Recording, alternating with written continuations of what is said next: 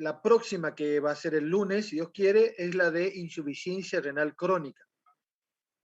Esta clase de insuficiencia renal aguda yo voy a tratar de hacerla lo más práctico posible, lo más clínico posible, como para que ustedes puedan entender, y voy a ver cómo hago para dejarles un PowerPoint que hice donde tiene bastante peso para que ustedes tengan para leer, tengan tablas para poder consultar, y les voy a dejar un artículo que me pareció muy, pero muy bueno, que lo encontré la semana pasada cuando preparaba también esta clase.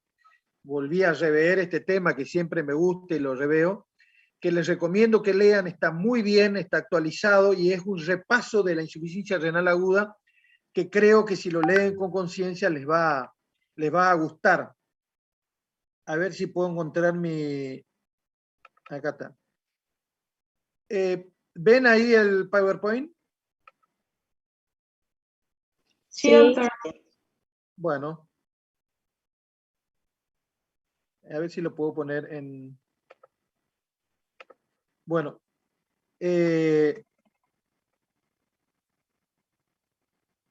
Yo les dejo acá, les voy a dejar mi mail. Por favor, les pido que si tienen algún problema lo agenden, aranduguazú@hotmail.com, y después, bueno, nada más, este mail.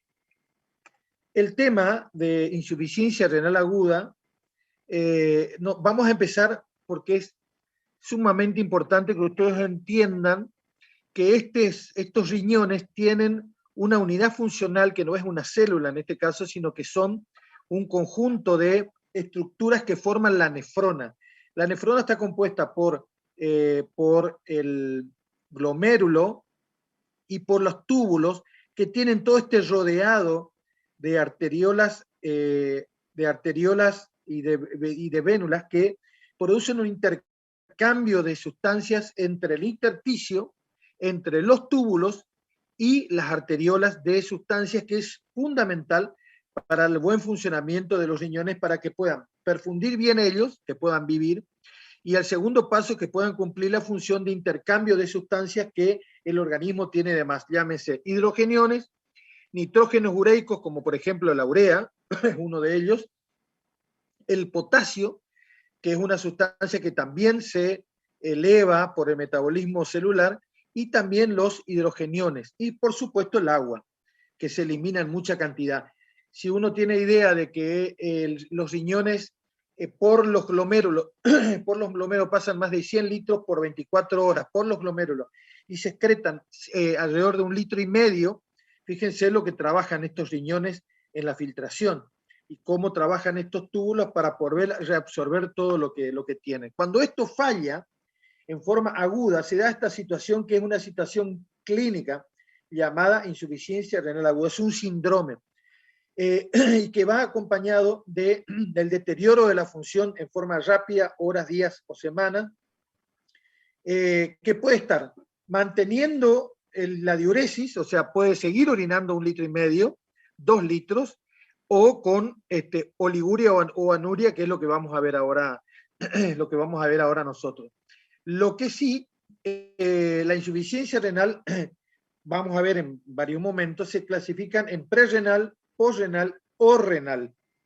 Las causas prerrenales y las causas posrenales, si nosotros lo vemos en forma rápida, muchas veces podemos solucionar. Les doy un ejemplo rápido. Una persona que entra deshidratada por diarrea, por ejemplo, y que viene con una insuficiencia renal porque tiene urea y creatinina alta, yo aportándole agua en forma dinámica, que vamos a ver qué quiero decir con esto de dinámica, esto va a mejorar probablemente.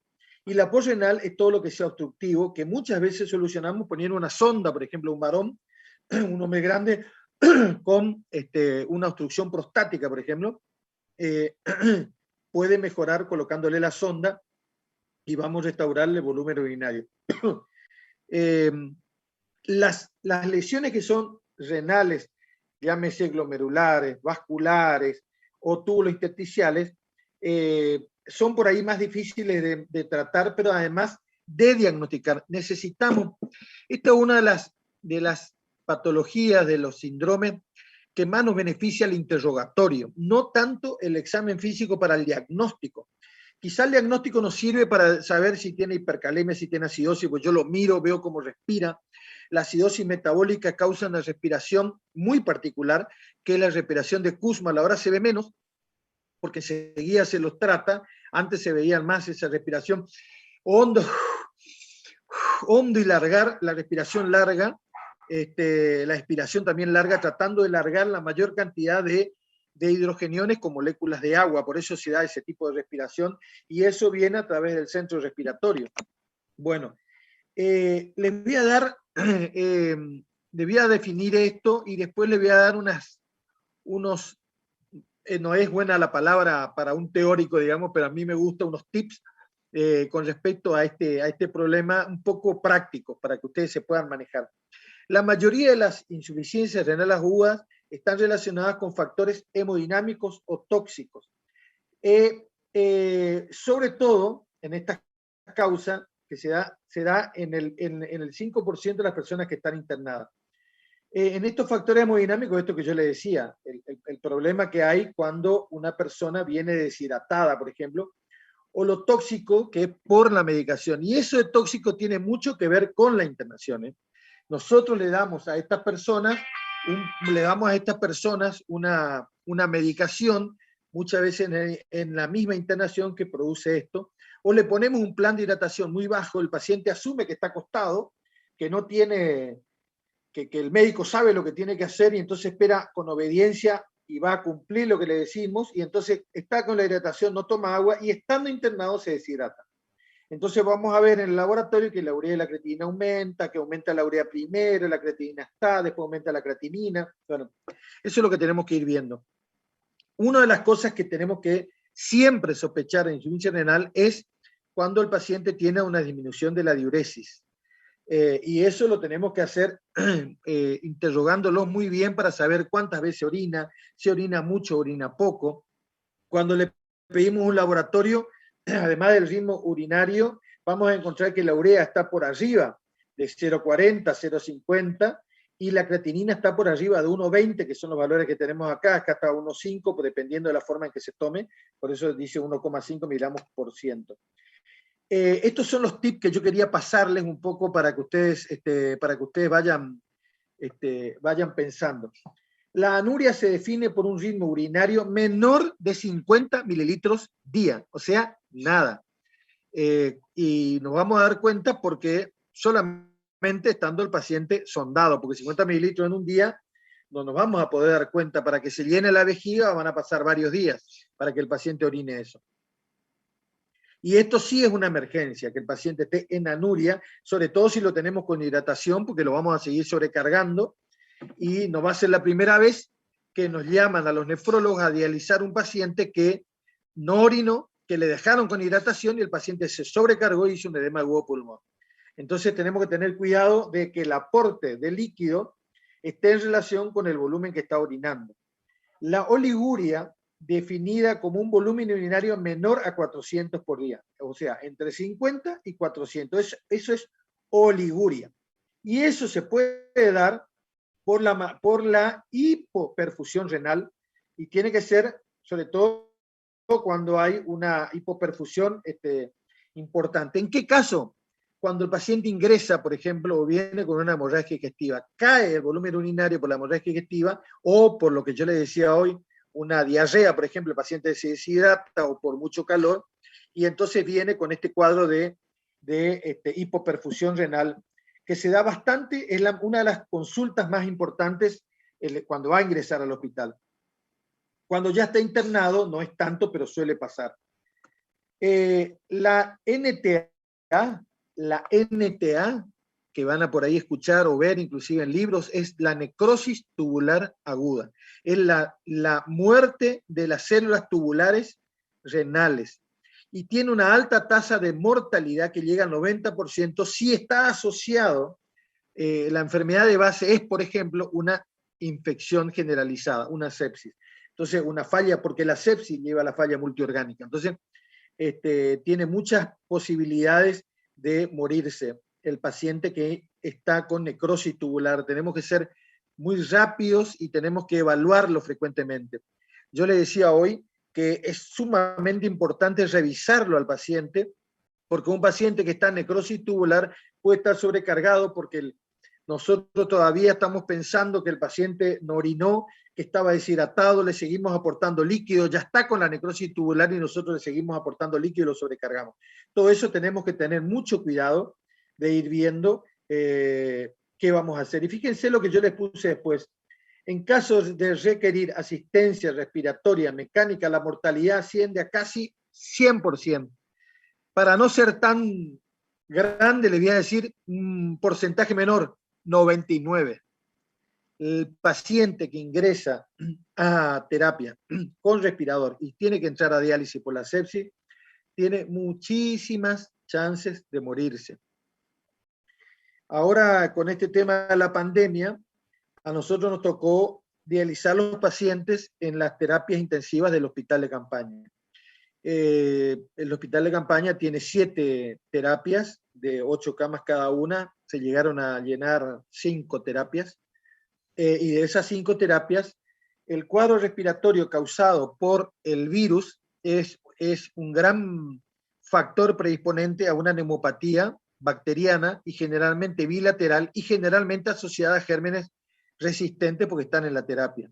Esas bacterias, esos gérmenes multiresistentes que causan la neumopatía, con muchísima frecuencia causan sepsis sistémica a ese germen. Y esa sepsis causaba fallo renal agudo.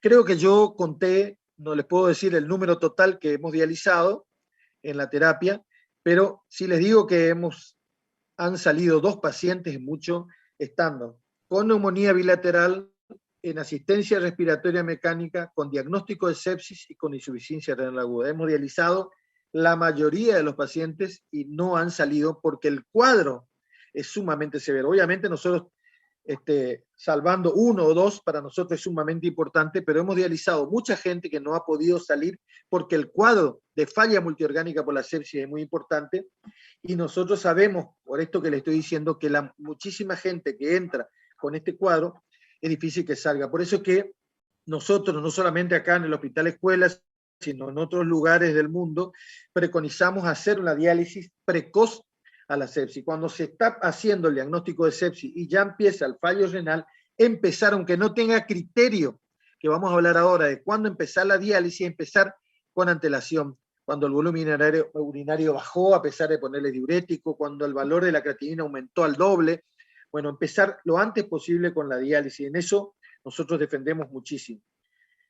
Lo otro es, si la insuficiencia renal aguda se produce en pacientes previamente sanos, como en la nefrotoxicidad por droga, especialmente cuando no cursa con oliguria, esto se da, la mortalidad es muy baja. O sea, ¿cómo se llama eso? La insuficiencia renal aguda no oligoanúrica, para nosotros se llama, le decimos irano, insuficiencia renal aguda no oligoanúrica, irano.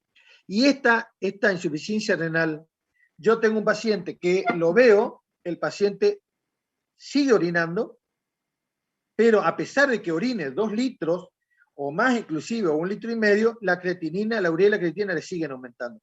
Les doy un ejemplo, un paciente que ingresa, un diabético o un paciente que ingresa, y yo le doy, porque la bacteria es sensible a la gentamicina, yo le doy gentamicina por vía endovenosa, a la dosis que tengo que darle según corrigiendo, según la creatinina que tenga o el valor, según el peso, y el paciente a los 5 días empieza a aumentar la creatinina, pero él se mantiene con volumen urinario. Yo le pido un laboratorio, empieza la creatinina a estar en 1,40, le pido al otro día hasta en 1,60, le pido al otro día hasta en 2, y empieza a aumentar. Yo tengo que pensar, sospechar y con mucha autoridad de que esté haciendo una nefrotoxicidad por la gentamicina. Hace unos años atrás nos llevamos un trabajo a un congreso argentino de nefrología donde teníamos hecho alrededor de 3.000 sedimentos de orina. Ustedes saben que nosotros los nefrólogos miramos la orina al microscopio, le pedimos una orina reciente, ponemos en un tubo, centrifugamos durante 5 minutos a 3.000 revoluciones por minuto, sacamos el tubo, tiramos el sorenadante y el sedimento que queda en el tubo lo ponemos en un portaobjeto, le ponemos el Curie, miramos al microscopio y vemos ese sedimento donde podemos ver estructuras que son del riñón. Mucha gente dice que es la biopsia más incruenta, la que menos daña, porque lo que estamos haciendo, mirando el sedimento de una persona, es ver las estructuras que están viniendo hasta de los túbulos renales, inclusive cuando vemos glóbulos rojos dentro de los túbulos, vienen de los glomérulos. Entonces, es algo de mucha sensibilidad, de mucha utilidad para nosotros, y sobre todo los nefrólogos que miramos ese microscopio teniendo el caso médico ya y sabemos lo que estamos buscando. Muchas veces hemos visto sedimentos que nos mandaban a mirar porque, qué sé yo, porque sospechaban una endocarditis o tenían, o nos mandaban porque querían ver si había alguna patología, y nosotros encontrábamos cilindros leucocitarios, y nos pedían para ver por otra enfermedad, y cuando íbamos preguntábamos, el paciente estaba con antibióticos, pero tenía función renal normal, pero ya tenía trastornos intersticiales por el antibiótico, que no se traducía a un cuadro clínico, pero nosotros veíamos esos cilindros. Los cilindros es una estructura formada por la proteína que es secretada por los túbulos en la luz tubular, que se llama proteína Stan-Horvath, eso ustedes lo vieron en fisiología, y los glóbulos blancos, por esa inflamación intersticial, traspasan la luz tubular y traspasan la membrana de las células tubulares y van a la luz tubular y quedan envueltas en esa proteína tan joven, y cuando esa proteína sale en la estructura, con la estructura del cilindro, de la luz tubular, por eso es un cilindro, es como que ya agarro una manguera y le meta barro y después saco el barro. Bueno, ese cilindro que saco viene en forma de la luz tubular, adentro yo veo esas células, que en este caso son las células leucocitarias. Y vimos un montón de eso en los casos en que se le da antibióticos, sin embargo no tenían una traducción. Esa nefritis intersticial producida por droga es la nefrotoxicidad, pero es una de las nefrotoxicidades, pero que mantiene el volumen urinario. Lo otro, la evolución del paciente rara vez está relacionada con la insuficiencia renal, que no suele ser la causa de la internación, eso es lo que le decía hoy. Se da muchas veces por otras causas, digamos, el daño renal. Están internados, por ejemplo, por sepsis o vienen por un cuadro, una cirugía postquirúrgico y después aparece el daño renal, o le operan de un bypass y después aparece el daño renal, o están quemados, ingresan y después hace el fallo renal. Muchas veces el problema renal se ve en la internación como consecuencia de la enfermedad de base que lo llevó a la internación. Por eso que hay que estar teniendo en cuenta. El otro tips que les quiero dejar es que muchas veces los marcadores que nosotros tenemos para ver la función renal son la urea y la creatinina.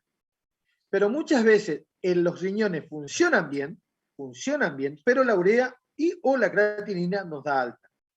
¿Cuándo se da eso? Cuando tenemos valores espúricos, o sea, valores que son falsos en el sentido de tener la urea alta o la creatinina alta y el paciente no tiene daño renal.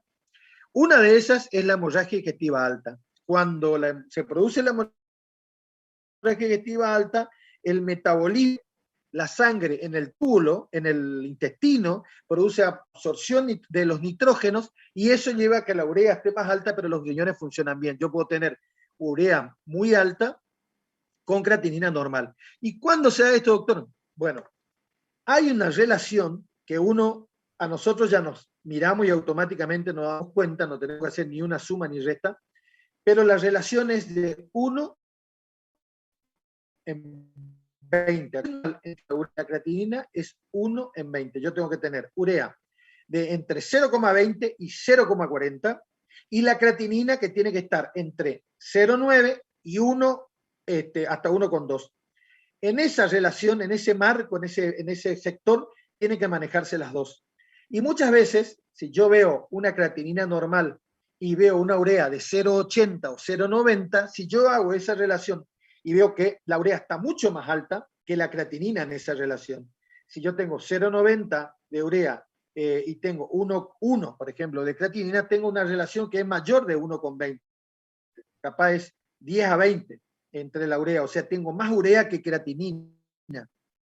Cuando yo tengo más urea que creatinina, tengo que sospechar estos que yo le puse, que están del lado izquierdo de la pantalla de ustedes. La hemorragia digestiva, el hipercatabolismo que se da por la mayor utilización, por la mayor metabolización que se puede dar, el aporte proteico o de aminoácidos que se suele dar en las personas que están internadas en la terapia intensiva y que se le empieza la alimentación enteral o parenteral por sonda o por vena, y entonces tiene un alto aporte de proteínas, y ese aporte de proteínas puede causar esto de el aumento de la urea, pero no de la creatinina. Muchas de las personas que están tratadas con corticoides en forma crónica tienen urea alta por el hipercatabolismo que producen los corticoides, y que no tienen un fallo renal. Y la tetraciclina, pero bueno, eso no se ve ahora tanto como se veía antes porque se utiliza menos. Hay otros factores que aumentan la creatinina y no la urea. El cotrimazol, por ejemplo, el ácido cetoacético, la cimetidina, las cefalosporinas, el metanol, y hay uno que no le puse ahí, que ustedes tienen que pensar muchas veces que la creatinina está hecho por un método que se llama método Jaffe en muchos laboratorios. Ahora utilizan otros métodos un poco más modernos, pero hay algunos laboratorios que usan. Ese método de Jaffe tiene relación con la temperatura ambiente. Cuando la temperatura ambiente es alta, hay mayor actividad en ese método y la creatinina parece más alta. Entonces, cuando nosotros tenemos por ahí, hace mayor calor en verano, vemos creatinina más alta en algunos laboratorios, y en invierno vemos creatininas más bajas o más normales. Muchas veces en verano nos derivan pacientes con creatininas altas, y es por este problema de los laboratorios, pero del paciente no tiene daño renal. Tiene que tener en cuenta esto, así que eso puede ser. Lo otro que hay que tener en cuenta, que uno puede estar con un fallo renal, puede tener enfermedad renal, pero no tiene urea o creatinina alta porque está desnutrida. Una persona mayor, añosa, con muy poca masa muscular, la creatinina va a ser baja. Va a ser baja. Entonces tengo que tener esto en cuenta cuando voy a hablar. Y una persona que tiene una cirrosis, una hepatopatía crónica, metaboliza mal y no tiene tanta urea en sangre. Por eso es que la urea en las personas con cirrosis es baja, y se produce un síndrome que se llama hepatorrenal, donde la persona mantiene el volumen urinario, tiene falla renal, pero la urea puede estar baja, y por eso que hay que hacer una serie de estudios para ver este síndrome. Y se suele dar en pacientes que tienen hepatitis importante o cirrosis. El otro punto es, yo estoy en la emergencia, algunos de ustedes ya, no sé si está haciendo guardia en la emergencia, pero llega un paciente que viene con un valor elevado de urea y creatinina, o viene con oligoanuria, o dentro de un cuadro específico, le pide el laboratorio porque viene politrauma, por ejemplo, un politraumatizado, y le pide, tiene urea y creatinina alta. Bueno, ¿qué voy a pensar yo? ¿Cuándo puede pasar esto? En personas que vienen a la emergencia chocados, estos politraumas que yo le digo, que vienen con alguna hemorragia, bueno, estos pacientes que vienen ya shock hipovolémico por deshidratación, o vienen con un shock por infección. En pacientes que vienen con obstrucción de la vejiga, por ejemplo, en esto que yo le decía de los que vienen, los prostáticos, los que vienen con litiasis, que parece mucha mala suerte tener litiasis en los dos riñones justo en el mismo momento. Hemos visto, que caigan cálculos, litiasis de un riñón y también del otro. No es lo más frecuente, les aviso, pero sí que este riñón no funcione, el otro riñón funcione y es el que produce las piedras, y entonces cuando hay una litiasis, como tiene un solo riñón funcionante, ahí se produce este aumento de la urea y la creatinina. En las vasculitis, que es toda una rama específica, las glomerulonefritis rápidamente progresiva se llaman. Ahora tenemos 2 en el hospital escuela que ingresaron, 2 personas, 2 muchachos jóvenes que vinieron de diferentes lugares con este cuadro de glomerulonefritis rápidamente progresiva, y uno mira el sedimento de orina y ve un montón de cilindros eritrocitarios. Encontrar cilindros como los que yo le decía, esa proteína tarjola con hematíes adentro, con glóbulos rojos adentro del cilindro, nos hace el diagnóstico hepatognomónico de glomerulonefritis. Si a eso le asocio que orina poco, a eso le asocio que tiene urea y creatinina alta, tengo el derecho a pensar de que el paciente tiene una glomerulonefritis, por eso tiene esos cilindros, es aguda porque apareció hace poco tiempo, y entonces tengo que actuar en forma lo más rápida posible. La obstrucción de las arterias, que puede ser bilateral, raro, pero se puede dar, sobre todo se da en las personas que hacen ruptura de algún aneurisma aórtico y entonces tampan las dos arterias, o cuando hay un riñón único. Y la necrosis papilar bilateral, que se da, no es frecuente, pero se da en los diabéticos sobre todo. Cuando me aparece un paciente así, una de las cosas que yo tengo que pensar, y les voy a hacer esta pregunta: ¿el paciente es portador de una insuficiencia renal aguda? ¿O el paciente tenía una insuficiencia renal previa, un paciente hipertenso o diabético hipertenso, y se reagudiza la insuficiencia renal? Eso es lo otro que tengo que pensar. Les voy a dar un ejemplo que no es tan infrecuente. Yo tengo una persona, recibo una persona añosa o diabético o fumadora, y además tiene sus años, que viene porque orina poco, con un cuadro urémico, tiene náuseas, vómitos, inclusive puede venir ya con una encefalopatía diabética, y el único antecedente que yo rescato que venía tomando antiinflamatorios porque le dolía la cadera, por ejemplo. Cuando hay una insuficiencia renal crónica, los riñones utilizan todos sus mecanismos para poder compensar, y que los glomérulos que van generando aumento y variación de presión entre la arteriola aferente y la arteriola eferente. ¿Se acuerdan cuando ustedes estudiaron anatomía y fisiología? Que hay un juego de presiones que se produce dentro del glomérulo, porque la arteriola aferente, que es la arteriola al entrar al glomérulo, y la arteriola eferente, que es la arteriola al salir, tienen esfínteres. Esos esfínteres se contraen y se relajan en base a la concentración que haya de sustancias como la angiotensina, como la renina, y también la bradiquinina, y otras más, pero son las que más funcionan. Cuando hay esta situación y yo tengo renina alta, por eso que muchos son hipertensos, estos renales, estos pacientes que tienen insuficiencia renal crónica hacen hipertensión arterial porque tienen estos valores de renina y angiotensina alta, que son sustancias que se aumentan para poder manejar este volumen dentro del glomérulo, para seguir generando presión adentro y que se siga formando orina. Eso es lo que tratan de hacer los riñones. Como están enfermos, les cuesta mucho esto, y para mantener ese juego de presiones utilizan otra sustancia, que es una prostaglandina, que es la bradiquinina, y que es la única que en ese momento sigue funcionando para mantener este juego y seguir orinando al paciente. Esa bradiquinina yo la anulo cuando tomo los DAIM, cuando tomo antiinflamatorios. Entonces, yo tengo un paciente con una insuficiencia renal crónica que está con 2 de creatinina, 3 de creatinina, él sigue andando, por ahí sabe que tiene, porque su médico sabe que tiene insuficiencia renal, pero está ahí controlada, o nunca se enteró porque no se hizo análisis, y llega a la guardia porque le cayó el volumen urinario, se hinchó, perdón la palabra, se dematizó, se hinchó, va a decir el paciente o la familiar, está edematizado, tiene edema bipalpebral, tiene edema en los pies, no quiere comer, está con presión alta, tiene un aliento, ganas de vomitar a la mañana empezó, tiene un síndrome urémico. Bueno, esa persona, si yo empiezo a recabar los datos, por eso le decía que el interrogatorio es muy, muy rico en estas personas, y muy lindo en el sentido médico, digamos, de preguntar, porque podemos sacar mucho rédito del interrogatorio. Ahora, ¿qué podemos hacer en ese caso, además de suspender? Bueno, tenemos todo un tratamiento para ese caso, pero si una de las preguntas que nos tenemos que hacer, si está deshidratado o no, es: ¿podemos hacer algo para mejorar? ¿Le podemos poner diurético si está sobrecargado y tratar de restablecerle diuresis? Sería lo ideal si está sobrecargado. Ponerle furosemida, darle un diurético de asa, que es la furosemida la que actúa sobre el asa de Henle, por eso se llama un diurético de asa, la furosemida. O le vamos a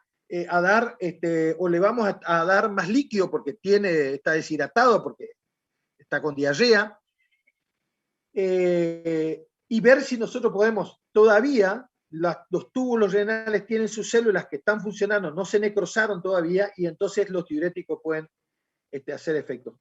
Esa diferencia entre prerrenal y renal, que sería para la persona que viene deshidratada y yo le empiezo a poner líquido y yo no sé cómo va a andar, si ya no hizo la necrosis tubular o si ya hizo la necrosis tubular.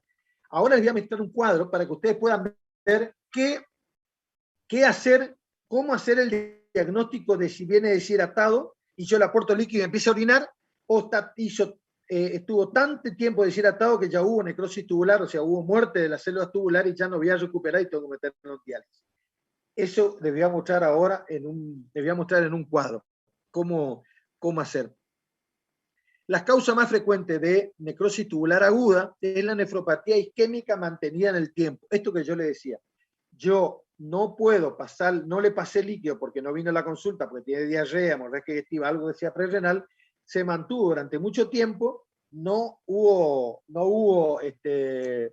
aporte de líquido o transfusiones, y entonces, al haber isquemia de las células tubulares renales, ahí se produce la necrosis tubular. Hay que diferenciar estas dos. Eso es muy, pero muy importante, ¿eh? La valoración inicial se hace sobre los datos clínicos, el interrogatorio que yo le decía hoy, el laboratorio, las imágenes, una ecografía para ver si tiene si tiene un globo vesical, para pensar que el paciente, a pesar de que yo revisándolo puedo palpar el globo vesical, y una de las cosas que tengo que hacer es palpar el abdomen y ver si no tiene globo vesical, le pongo una sonda, supónganse que ustedes están en un lugar donde no hay ecografía, o el hospital no tiene un ecografista en la emergencia. Bueno, yo puedo palpar. Una vez que ustedes palpen lo que es un globo vesical, lo único que le va a quedar dando vueltas si lo que estoy palpando es la vejiga o es el útero en alguna mujer que tenga algún problema uterino. Pero muchas veces yo palpando me puedo dar cuenta, le pongo una sonda vesical y el paciente empieza a orinar y le soluciona el problema que está teniendo. Este es el cuadro que le decía hoy. Miren, esto es un cuadro que salió en New England ya, estoy hablando año 94, 95, así que bastante ya, donde se hicieron unos parámetros para poder diferenciar en estas fórmulas si el paciente tiene una fallo prerrenal, o sea, yo le aporto líquido y él mejora, o si un cuadro renal y ya no puedo hacer nada porque tiene una necrosis tubular. Esto es fisiopatología en renal. Cuando es prerrenal, todavía los riñones funcionan y están tratando de ahorrar la mayor cantidad de agua y de sodio para poder mantener el agua corporal total, y en el otro, que sería el daño parenquimatoso que está a la derecha, ya perdió la funcionalidad y ya no puede resolver más nada. En el primer caso, que los riñones están trabajando y todavía están activos, la urea, el valor de urea en la orina, yo le saco lo que pueda de la orina por una sonda, o si el paciente orina algo, le llevo al laboratorio y hago lo que se llama UP de orina. Le hago dosar la orina urinaria y la orina plasmática, la urea urinaria y la urea plasmática, y divido entre las dos y me tiene que dar un valor mayor de 10 si el paciente está deshidratado o está todavía con la hemorragia, pero los riñones siguen todavía funcionando sus túbulos, y si ya no tienen más y el daño ya es parenquimatoso, menos de 5. El UP de creatinina es igual, me tendría que dar más de 40 si es prerrenal y menos de 20 si fuera ya un daño, una necrosis tubular. El sodio urinario me tiene que dar menos de 20 porque está reabsorbiendo mucha cantidad de sodio, todavía los túbulos reabsorben sodio, y si fuera ya parenquimatoso me va a dar más de 20 porque ya no reabsorben los túbulos, ya no funcionan, y entonces todo lo que se pueda alargar por los túbulos va a alargar, y entonces el sodio urinario va a ser mayor de 40.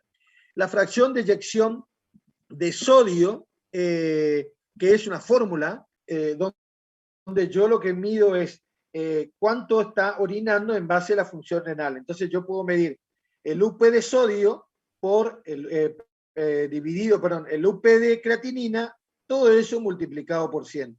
Lo mismo puedo hacer con la urea, que también me sirve en los casos en esto que estamos viendo. Y lo otro, que sí tiene la mayoría de laboratorios, es la densidad.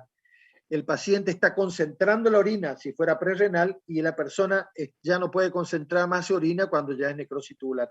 Esta tabla sirve mucho, háganme caso, porque cuando estén haciendo clínica médica o estén en un lugar donde puedan hacer esto, tengan un laboratorio, no son análisis muy difíciles de hacer y sirven muchísimo para hacer el diagnóstico. Cuando el origen es hemodinámico, hay antecedentes y en la semiología yo puedo ver, por ejemplo, que el paciente esté deshidratado. mío tiene la lengua seca, tiene los globos oculares hipotónicos, no orina, obviamente, hay alguna causa que le produzca esto. Lo mismo pasa cuando es de origen glomerular, ya hay oligoanuria, si tengo orina, puedo mirar el sedimento y voy a encontrar estos cilindros que yo le digo, puede ver el bioquímico, si yo le pregunto, che, mirame la orina, porque el bioquímico puede identificar también esto, y si fuera un origen vascular, el paciente va a tener antecedentes, o es añoso, fumó, tiene ya arteriosclerosis en otros lugares, yo le oculto la arteria femoral y sopla. Eso es una sospecha muy grande, que si sopla la arteria femoral, también me va a soplar la arteria renal. Entonces tengo que pensar que tenga algún tipo de daño en las arterias renales que me produzca esto. Cuando yo le miro el sedimento de orina al microscopio, lo que le decía, centrifugando, el sedimento de orina, cuando es hemodinámico, no muestra mucho, pero si fuera glomerular voy a encontrar estos cilindros hemáticos que me va a hacer ver, o inclusive proteinuria. Y en el caso de pensar que yo tenga ecodoppler para poder hacer ecografía, voy a ver que las arterias cómo están. Angiografía, medio que no hacemos, en realidad yo les puse porque por ahí algunos lugares pueden hacer, pero yo le hago la angiografía con contraste y lo llevo directamente a diálisis. Pero igual tengo un poco que mostrarles que esto se puede dar. Cuando hay disminución del líquido extracelular, es cuando hay deshidratación gastrointestinal o inclusive renal, porque el paciente orinó mucho. La disminución. ¿Y saben cuándo se da esto de que orina mucho? En la tercera fase de la insuficiencia renal aguda. La insuficiencia renal aguda tiene 3-4 fases. La primera, que es cuando se produce el daño, se está produciendo el daño. La segunda, que es cuando hay oligoanuria o oliguria. Y cuando sale de ese cuadro, porque yo lo reanimé con líquido, le pasé agua, el paciente mejora, o hice la necrosis tubular, lo tuve que dializar, pero arrancó después, porque esas células tubulares mejoraron, el paciente entra en la tercera fase, que es de poliuria. Si yo no tengo la habilidad de mejorar, de mantener el volumen intravascular completo, porque el paciente está orinando 3 litros, 4, y yo no le aporto esa cantidad, entonces el paciente, como los riñones no mantienen, no pueden concentrar la orina al principio, cuando están en esa fase poliúrica, entonces ellos siguen orinando y el paciente se deshidrata. Yo no le aporté líquido y se vuelve a producir otra necrosis tubular, porque eso es tan importante esto, y se da en el 30% de los casos, es importante. Después se da la pérdida de autorregulación renal, que es lo que le decía, cuando se dan antiinflamatorios, por ejemplo, o cuando se dan alapril, que es un IECA, para bajar la presión, también se puede dar esto, o con la ciclosporina en pacientes trasplantados, que también se suele utilizar. ¿En qué caso se ve este problema en la glomerulonefritis? En que se produce un daño renal importante cuando son glomerulonefritis primaria o secundaria, o sea, de origen exclusivamente renal o producidas por una enfermedad, en este caso vasculitis como el lupus, o cuando hay de microvascular una vasculitis, que son un rango de vasculitis, se llaman microvasculares, que son en el Berger, en el Goodpaster, en el Senojon, el que se dan este tipo de lesiones, que hay pérdida de volumen urinario.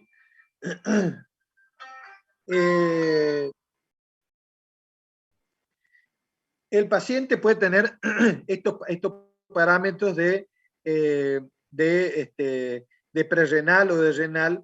Yo tengo que aguzar todo mi sentido para poder ver qué es lo que pasa en estos casos, y el sedimento urinario es uno de estos que yo les decía.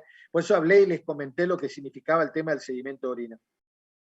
Cuando las lesiones son de tipo obstructivo, lo que nosotros podemos hacer, lo primero es palpar a ver si veo que tiene el globo vesical, pero tengo que ponerle una sonda para ver si tiene orina. Y muchas veces, a pesar de la sonda, a pesar de que está anúrico, no consigo orina, porque la obstrucción está más arriba. Esto, ¿saben cuándo se da? Por ejemplo, en los cánceres de útero, cuando la pelvis ya está tomada y hay obstrucción de los uréteres. Yo le voy a poner la sonda, el paciente no va a orinar y sigue siendo obstructivo, porque cuando le hago la ecografía veo que hay hidronefrosis bilateral a partir de algún stop. Y esto lo llamamos pelvis congelada, cuando se da este tipo de sustancias. También puedo ver en otras cuestiones, cuando hay algún tipo de alteración en la vejiga, o cuando hay algún tipo de daño en los uréteres también.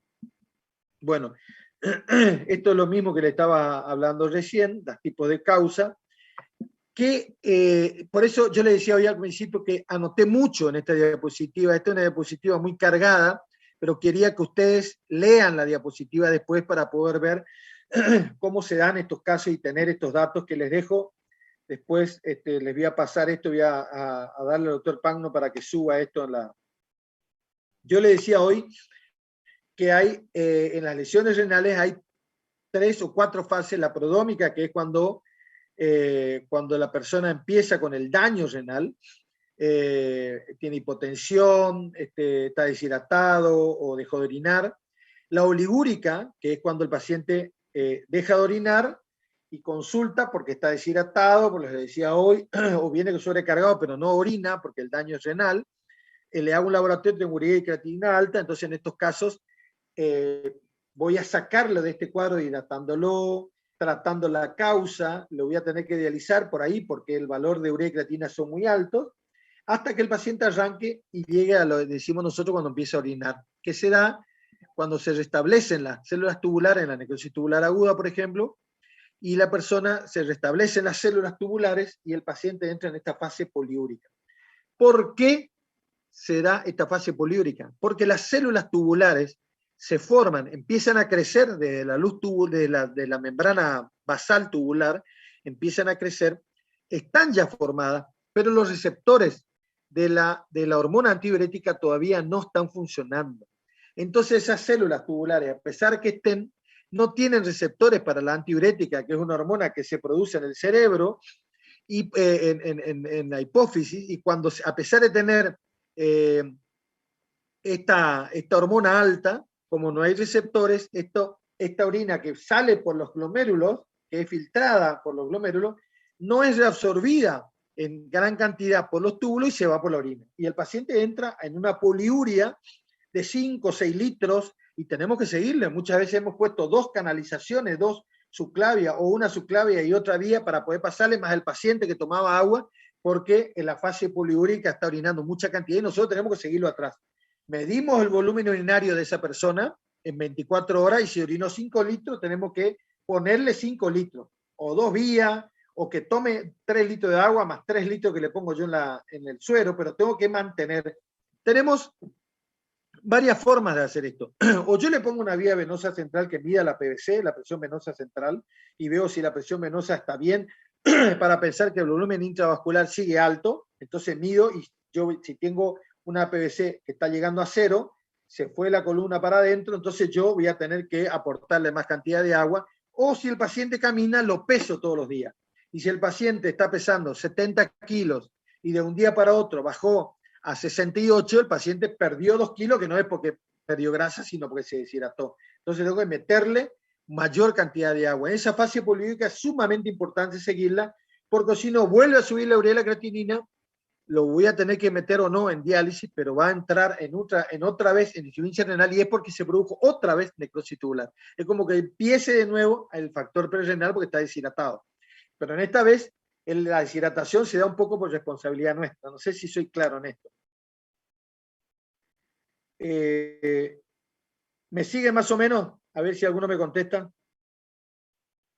Sí, doctor, todo correcto. Bueno, no se duerman, ya terminamos. Estoy tratando de que ustedes me sigan en estos cuadros porque es una patología eminentemente clínica, muy interesante de tratar. Si nosotros estamos arriba del paciente, vamos a encontrar muy buenos resultados cuando iniciemos el tratamiento en muchos de ellos. ¿Cómo se da el cuadro en la insuficiencia renal aguda? Lo primero que yo le decía hoy es, el paciente consulta porque le bajó el volumen urinario, en los que son con oliguria. Mire, yo no orino, o lo traen porque orina poco, o lo traen porque está sobrecargado, o viene por otra cosa y yo le pido y tiene urea y creatinina alta, que es lo que vimos en todas estas diapos que yo le estuve pasando. O el paciente viene con lo que nosotros llamamos síndrome urémico. El paciente viene con náusea, viene con vómitos, no puede tolerar comida, hace 24 horas que no come nada, tiene flapping, yo le miro y tiene si tiene flapping, tiene encefalopatía urémica, le pido un laboratorio y el paciente tiene la urea y la creatinina alta y el potasio alto, entonces yo tengo que pensar que esta persona está con un síndrome urémico. Yo le voy a pasar esa del lado, pero yo a este paciente le tengo que hacer un laboratorio donde le voy a sacar sangre y le voy a pedir hemograma. Si yo sospecho en el hemograma, voy a mirar sobre todo el hematocrito, voy a mirar los glóbulos blancos para pensar que no tenga sepsis, o el hematocrito que puede estar muy bajo si está con una hemorragia digestiva que no orina, no va de cuerpo, entonces yo no puedo saber, nadie sabe que está con la hemorragia digestiva. Le voy a pedir urea, creatinina, le voy a pedir un ionograma sérico para ver cómo está el potasio, sobre todo. Cuando una persona tiene un potasio mayor de 5,5, de 6, ya el electrocardiograma muestra que el QRS está ensanchado y cuando más potasio más alto tenga, esa alteración cardíaca puede ser mayor y puede haber algún tipo de arritmia que sea peligrosa, inclusive peligrosa de vida. Entonces, cuando el paciente está por arriba de 6, 6,5, es un criterio para dializar, para hemodializar. El criterio de diálisis también se da cuando la urea está por arriba de 2 gramos, o sea, 200 miligramos sería. Entonces, esa persona tengo que pensar en hacerle diálisis. Cuando hay una acidosis metabólica y el pH, que tendría que estar en 7,35, 7,40, está en 7,20 o menos de 7,20, tengo que pensar en dializarlo. Cuando esta persona tiene un síndrome urémico, ya tiene flapping, quiere decir que tiene encefalopatía urémica, ya la urea está muy alta, está con náusea, con vómitos, o convulsionó, de tanta urea que tiene, convulsionó, bueno, tengo que pensar en que a esa persona le tengo que dializar. Potasio alto, criterios de diálisis, potasio alto, urea mayor de 2 gramos con una creatinina alta, por ahí puedo tener urea de 2 gramos y está con una hemorragia digestiva y la creatinina baja, urea de 2 gramos con creatinina mayor de 6 y urea de mayor de 2 gramos, acidosis metabólica con un pH menor de 7,20 o la sobrecarga con una probable edema de huevo pulmón. Son 4 las causas entonces de criterios para dializar. Acidosis metabólica, descompensada con pH bajo, potasio alto, sobrecarga hídrica y síndrome urémico. 4 cosas. El otro punto que yo le decía recién era que puede tener volumen urinario alto. Por ejemplo, nosotros hemos tenido hace un tiempo atrás, durante 3, 4 años, un grupo muy grande de muchachos que entraban para rendir, para hacer el inicio de la escuela para agentes de policía, para oficiales de policía, y de 200 chicos que entraban, o 150, teníamos 6, 10, 12 que venían en algún momento con un cuadro de edema muscular importante, de edema de miembros, y con una orina oscura y por ahí algunos medio oligúricos porque estaban deshidratados, y era que los hacían ranear, era tanta la actividad física que producía ese daño muscular, producían rhabdomiólisis, esa destrucción muscular por actividad física intensa, con insuficiencia renal. Algunos de esos tuvimos que dializar y uno se murió. Me acuerdo que juntamos todos los casos y llevamos a un congreso porque era mucha la cantidad. ¿Cuál era el patrón en común? Los muchachos le hacían ranear produciendo y sin hidratación, o sea, no podían tomar líquido. Actividad física intensa, con poca ingesta de agua, con ejercicios que producían una tensión muscular importante, sobre todo, miren lo que les voy a decir, 2 ejercicios para ustedes que también deben hacer actividad física. Empezar la actividad física intensa desde el comienzo. Desde el comienzo. Yo me voy al gimnasio y voy a hacer spinning, por ejemplo, y entonces me pongo a hacer spinning. Ya hemos visto esto, 3, 4 chicas que fueron a hacer spinning, se esforzaron y le metieron 1 hora de spinning, y después vinieron con la masa muscular del cuádriceps edematizada, dolorosa, y era porque le pedimos urea y creatinina, estaban altas, y con una CPK y una LDH alta por la destrucción muscular. Esa rhabdomiólisis se produce sobre todo en ejercicios que tienen que ver con esa elongación muscular. 2 le voy a dar. Yo hago lagartija, y cuando yo me voy para abajo, me levanto de golpe, aplaudo y vuelvo a caer. ¿Sí?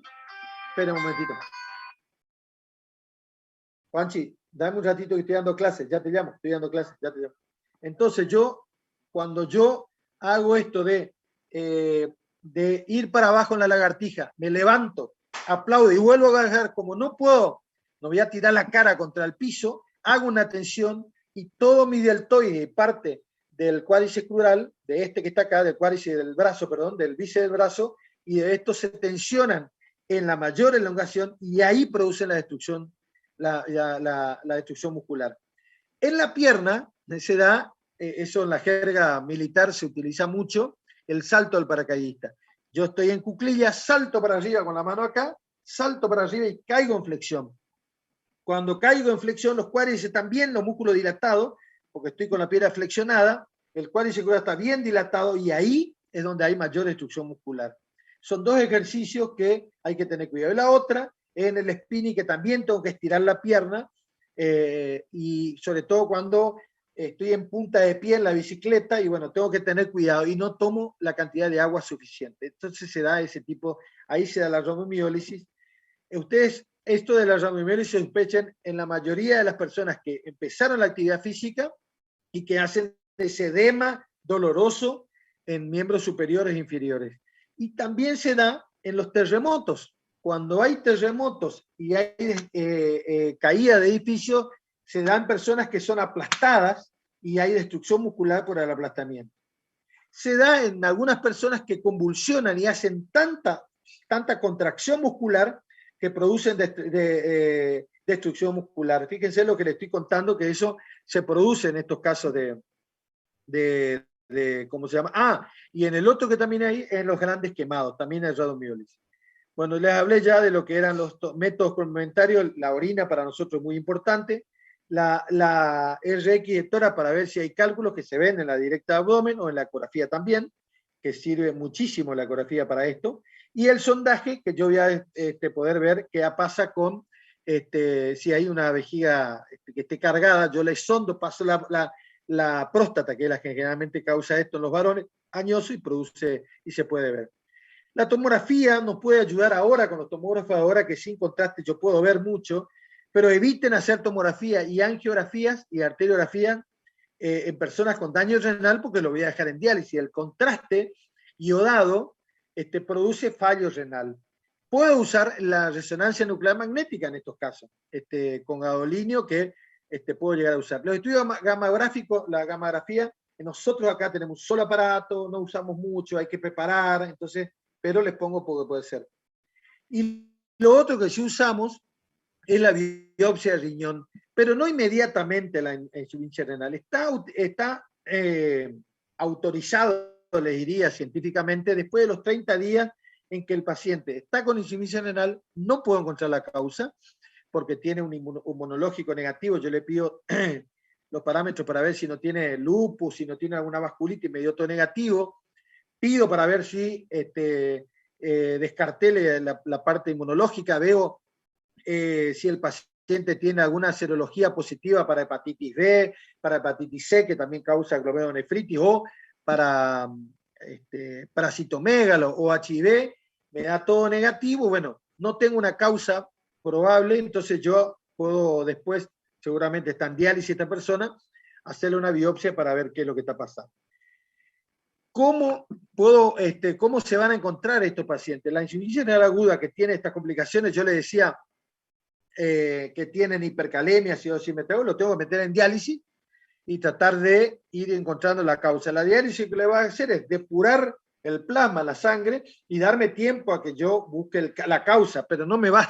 La diálisis es un tratamiento, no un método diagnóstico.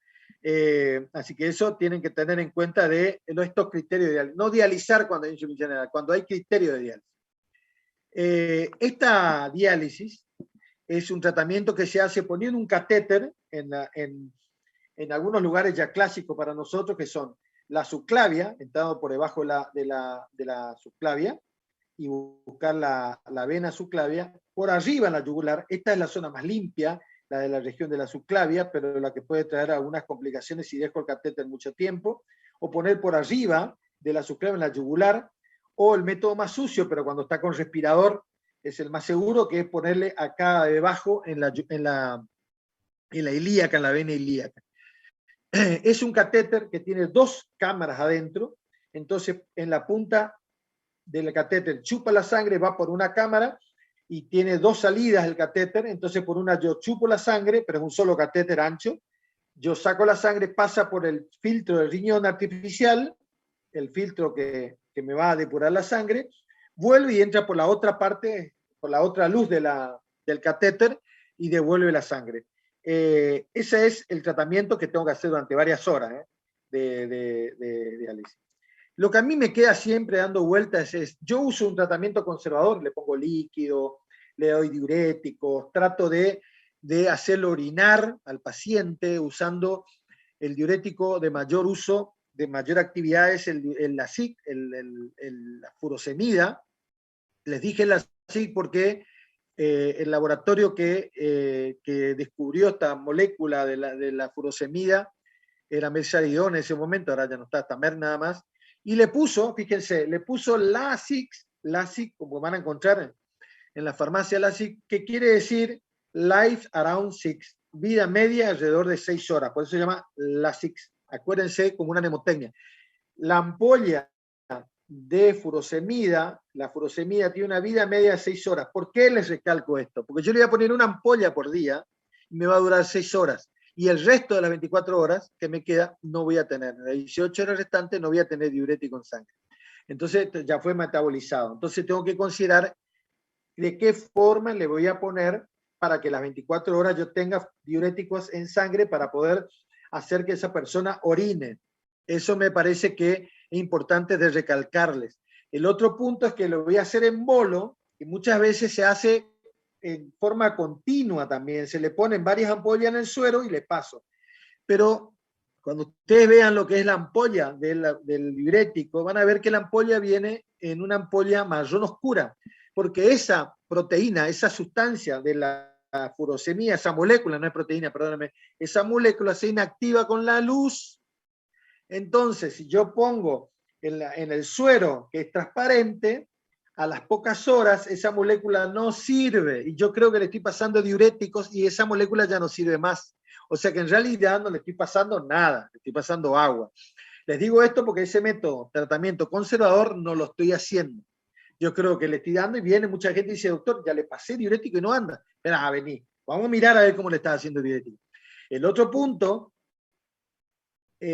cuando una persona añosa, prueben esto alguna vez cuando sean médicos, acuérdense del doctor Reviati. Cuando yo le interno a una persona y la dejo en cama, pídanle un laboratorio y fíjense, pídanle albúmina en sangre, pruébenle un proteinograma. Va a tener una albúmina de, no sé si ustedes se acuerdan cuánto es, pero es de 5,5 a 3,5 el rango de albúmina en sangre. El paciente tenía 4 albúminas, voy a poner por el medio, 4 albúminas. A las 24 horas, ese paciente va a tener 3,7, 3,8, 3,5 de albúmina. Y a los 3 días va a tener 3,2 de albúmina. No es que la albúmina se le fue al paciente. La albúmina se dispersó en el resto del organismo, se fue al espacio intersticial muchas veces, o se metabolizó. Entonces esa persona que estuvo 3 días internada, la albúmina le va a caer exclusivamente porque está en cama, nada más. ¿Y por qué les recalco esto? Porque esa molécula de furosemida es transportada por la albúmina. Si esa persona tiene albúmina baja, esa molécula de albúmina no nos sirve, porque cuando la molécula de albúmina sola pasa por el hígado es metabolizado, sino pasa junto con la albúmina, la molécula de furosemida. Esa molécula de furosemida tiene que pasar con la albúmina. Entonces, cuando yo tengo una persona con albúmina baja, tengo que ponerle furosemida en frecuencia mayor. No puedo ponerle cada 6 horas, tengo que ponerle cada 3 o 4 horas porque no voy a tener furosemida en sangre. ¿Me siguen o no? Estos tips que le estoy dando es porque por ahí dicen, nos vienen a plantear, dice, doctor, le pusimos, pero no anda, hay que dializar, hay que dializar. No, no, vamos a tratarlo bien, vamos a darle una mayor cantidad. Y esto que yo le decía es una furosemida, es un diurético de asa. Actúa sobre el asa de Henle, que es el lugar donde más se produce. Cuando yo estoy haciéndole un tratamiento a esta persona, escuchen lo que les digo, un tratamiento a esta persona que vino con una deshidratación y no funciona, entonces Dicen, le vamos a llamar al doctor Revidiati para que venga a ver por qué no anda. Entonces yo vengo, lo veo y le digo, mirá, vamos a pasarle más agua porque está deshidratado todavía, pero vamos a pasarle diurético. ¿Cómo diurético, doctor? Si está deshidratado. Vamos a ponerle diuréticos como una forma de prevenir la necrosis tubular. ¿Por qué les digo esto? Escuchen esto que les voy a decir. Los túbulos, la asa de Henle, entra en la médula renal. Está la corteza renal, ustedes van a ver la corteza renal que yo les mostraba hoy en la primer diapo, tiene una cantidad de, se me está por cortar, así que le voy a hacer rápido, una cantidad de glomérulos, pero en la parte de abajo tienen unos túbulos que están metidos en la médula renal que tiene poca oxigenación. Esas células tubulares, además, están recibiendo poca sangre porque hay hipoperfusión. Yo le voy a dar la furosemida para bloquear la bomba de sodio-potasio, la bomba de sodio-agua, que es lo que hace que la persona orine más. Le bloqueo esa bomba. Cuando yo está deshidratado, yo le doy furosemida, lo que hago es bloquear la bomba y que el oxígeno que recibe esa célula le sirva para vivir. Lo que hago con la furosemida en ese momento es prolongar la vida de esas células tubulares, no que orine. Utilizo para que esa célula siga viviendo y no se produzca la necrosis tubular. No sé si me entienden con esto, pero me voy a tener que ir apurando porque con el entusiasmo no me doy cuenta, ya son las 12:10. Bueno, tengo que pasarle agua, tengo que pasarle en este caso y darle mucha cantidad, como les decía hoy, en la fase poliúrica de mayor cantidad de líquido. Y tengo que tratar de que esta persona entre en esa fase poliúrica y defender esa fase poliúrica como una de las cuestiones más importantes, si no voy a estar más tiempo internado, lo voy a tener con mayor mortalidad porque se me puede infectar. Entonces es sumamente importante darle esta cantidad de líquido. Miren, les quiero dejar este artículo para que lean que mucho de lo que yo estuve hablando, anoten el nombre y googleenlo, es de insuficiencia renal aguda, y si ponen así, insuficiencia renal aguda y ponen Francisco Javier Gainza, les va a salir este artículo que está en una revista que se llama nefrologiaaldia.org, que es en español, así que va a ser fácil y cómodo leer. Es del País Vasco, una muy buena revisión de hace muy poco tiempo, hace un año, perdón, que va a estar todo. Así que les dejo esto para que ustedes puedan leer. ¿Alguna pregunta? ¿Algo que quieran decir? Se me pasó un poco el tiempo, pero perdónenme el entusiasmo me gusta mucho esta clase porque creo que podemos sacar mucho rédito si nos dedicamos a estos pacientes. ¿Alguien quiere preguntar algo?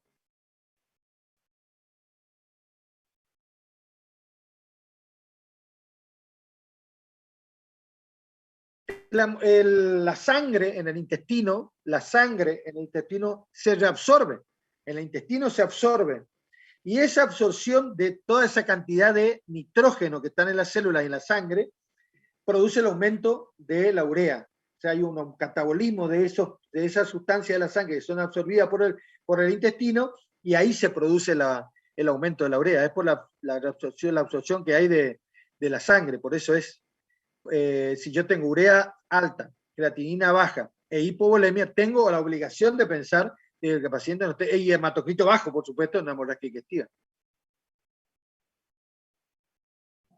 ¿Alguien más? ¿Algo?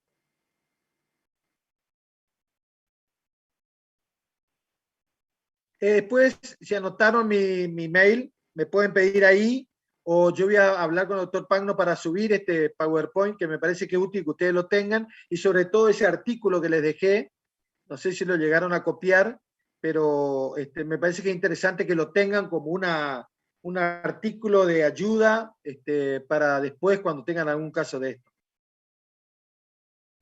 Bueno, nada más, ¿alguna pregunta? ¿Tienen hambre ya? ¿Nos vamos a comer? Bueno, los dejo. Un saludo grande a todos. Gracias, Doc. Muchas gracias. Gracias, Doctor. doctor. Chao, doctor. Muchas gracias.